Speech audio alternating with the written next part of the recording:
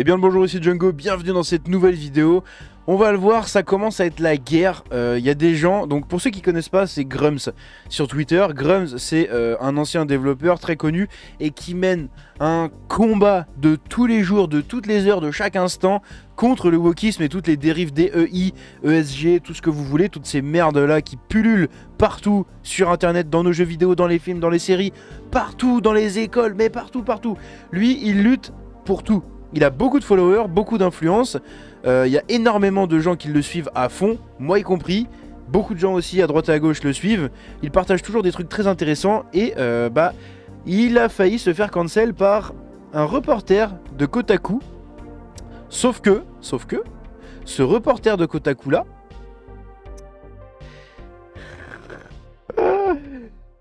voilà, sur son truc où il met tous ses liens de ses réseaux, etc., et ben le mec, il vous met un lien vers des trucs trans et vers des hormones de remplacement de thérapie pour faire votre transition. Un reporter de Kotaku. Un putain de reporter de Kotaku. Donc on le savait que Kotaku, ils étaient complètement partis du côté woke de la force, comme dirait Goldo. Même si, comme vous l'avez vu dans ma vidéo sur les drag queens à la TwitchCon, etc., bah, ils sont capables de sortir des articles qui critiquent un peu. Mais l'article, je sais pas vraiment s'il critiquait ou si juste il décrivait. Parce qu'il n'y a pas vraiment de critique. C'est juste une description de faits, d'une petite interview et basta. Donc je sais pas dans quel sens ça a été tourné. Dans tous les cas, Kotaku sont vraiment partis du côté woke. Et lui promeut les pilules de remplacement avec un lien direct. Hein. La putain de tarasse. Qu'est-ce que c'est que ça? Bref. Toujours Grums, hein, qui a failli se faire cancel, enfin qui dénonce du coup le cancel qu'il y a parce qu'il y a des gens qui se foutent de la gueule de Dragon Age Veilguard. Il y a des gens qui chialent par rapport aux gens qui se foutent de la gueule du jeu, qui demandent à YouTube de les bannir. Et YouTube leur répond et prend en considération leurs demandes. Allô? Allô? YouTube prend en considération les demandes des randoms pour ban des gens parce qu'ils se foutent de la gueule d'un jeu. Donc c'est à dire que maintenant on n'a même plus le droit de rigoler d'un jeu ou de critiquer un jeu. C'est magnifique. C'est vraiment vraiment magnifique. Hein. Vous avez un autre échange juste ici. Regardez, je vous le mets là. Ceux qui veulent mettre pause, vous pouvez. Je vais pas tout vous traduire et tout vous lire, ça sert à rien puisque voilà, vous avez l'info. Donc ça, c'est le mec qui triquite. Arrêtez de triquiter mes vidéos. Putain, ceux qui ont la ref, petit clin d'œil. Bref, ça c'est le mec qui critique un peu le jeu, qui se fout de la gueule un peu du jeu. Et du coup, il y a un mec qui dit que YouTube les protège activement. Et du coup, YouTube lui répond en disant que voilà, dans le futur, on pourra flag des vidéos ou des chaînes qu'on pense qu'elle viole du coup les politiques, etc. de YouTube. Yes! Franchement, j'aime le futur de YouTube. Incroyable. Bref. Black Myth Wukong, qui fait 20 millions de ventes sur Steam. Sur Steam. Et qui gagne presque... Putain, je vous ai pas zoomé le truc. 20 millions de ventes sur Steam, comme vous le voyez ici. Et qui a gagné 961 millions de dollars. Il va taper le milliard. Il va taper le milliard, le jeu. C'est incroyable. C'est un... Pendant ce temps-là, la gauche. Bref, il va taper les 1 milliard de dollars. C'est incroyable. Puisqu'on a ici, Grums toujours, qui nous partage une citation qui avait été faite par je ne sais plus qui. Je crois que c'était le mec... faudrait que je retrouve le nom... Tac, tac, tac, tac. C'était pas Vance... non... Oh, je sais plus comment il s'appelle, le mec qui dirige Respawn, il me semble. Le directeur de Respawn. Vince quelque chose ou Zanes ou je sais plus comment il s'appelait. Bref, il avait dit comme quoi le problème du coup de le jeu vidéo en ce moment, il est en train de descendre, etc. C'est pas parce que les jeux sont devenus woke, c'est pas parce que personne achète leurs jeux, non, c'est parce que juste c'est l'économie, voilà, je sais plus comment il avait tourné ça, mais c'était à peu près ça sa citation. En gros, c'est de la faute de rien, à part juste le marché, comme ça, qui redescend, tout seul. Bah oui, tête de mort, bien sûr. Donc lui, c'est ce qu'il a retweeté, du coup, Grums, en disant, voilà, les vidéogames, machin, blablabla. Pendant ce temps-là, Space Marine 2 fait plus d'argent que Doom, avec la moitié du développement, la moitié des coûts de développement.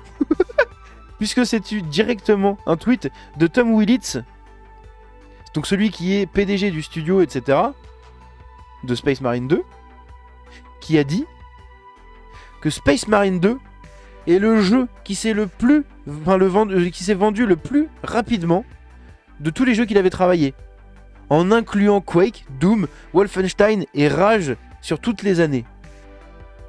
Space Marine 2 fait un putain de carton. C'est un truc de ouf. Vraiment. Vous avez un autre petit article très intéressant sur BFM. Putain, ils sont chiants avec leur demande de newsletter tout le temps sur les sites. Bref, Space Marine 2, du coup, qui explose littéralement tous les scores par rapport à la catégorie de jeu, etc. Bien évidemment, vous me comprenez. Le dernier jeu vidéo Warhammer Space Marine 2 s'est écoulé à plus de 2 millions d'exemplaires en quelques jours. C'est énorme quand même, hein, pour un jeu comme ça. La sortie du jeu vidéo Warhammer 40 000 Space Marine 2 aurait début septembre a mis en lumière l'intérêt toujours vif des joueurs pour cette saga née il y a plus de 40 ans, sous la forme d'un jeu de plateau avec des figurines. Nous pensons qu'il s'agit du jeu vidéo le plus rapidement vendu sur lequel nous avons jamais travaillé, a résumé sur le réseau social X Tim Willits, le directeur artistique au sein de l'équipe de Saber Interactive. Ah non, c'est le directeur artistique, autant pour moi, c'est pas le directeur du studio. Bref, mais c'est celui qui parle souvent, qui a aussi œuvré sur des titres très populaires comme Doom ou Quake. Ce jeu brutal et sanglant, pardon, ça c'était son tweet, hein, du coup, ce qu'on a vu juste avant. Ce jeu brutal et sanglant, qui plonge des soldats futuristes dans une guerre spatiale face à des extraterrestres belliqueux, a ainsi dépassé 2 millions d'exemplaires écoulés quelques jours après son lancement. Il s'est hissé à la 3e place des ventes sur la plateforme Steam aux États-Unis, selon le cabinet américain Circana. Et ce qui est très intéressant, c'est de voir un peu comment est présenté le jeu. C'est des soldats futuristes dans une guerre spatiale contre des extraterrestres belliqueux. C'est nous contre les woke, hein. L'anti-woke contre le wokisme. Hein. Bref. Ce sujet témoigne de la longévité de la marque créée au début des années 80 par l'entreprise britannique Games Workshop et depuis déclinée dans 2 univers, la Dark Fantasy de Warhammer et la dimension futuriste de Warhammer 40 000, parfois abrégé Warhammer 40K. Des livres, plus d'une 50aine de jeux vidéo allant des genres les plus classiques, tir, stratégie, aux plus surprenants comme la course et le sport. Il y a vraiment des jeux de course de Warhammer et des jeux de sport. C'est intéressant ça. L'expansion de l'univers de Warhammer dans la pop culture ne semble pas avoir de limite, si bien qu'une série de films Amazon a été annoncée en hiver 2022. C'est Amazon, hein. Ils vont wokaiser le bordel.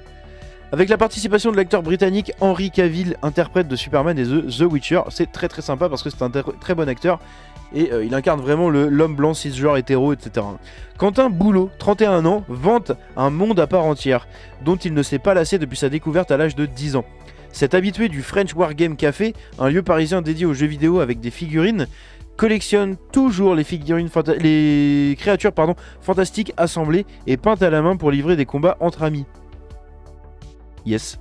Il a aussi acheté Space Marine 2 à sa sortie et salue le tour de force de ses créateurs, on est d'accord. Un enthousiasme largement partagé. Sur le site d'agrégation d'avis Metacritic, le jeu a remporté la note globalement favorable de 82 sur 100. Il est mieux noté que Star Wars Outlaws. Allez, dans ta gueule.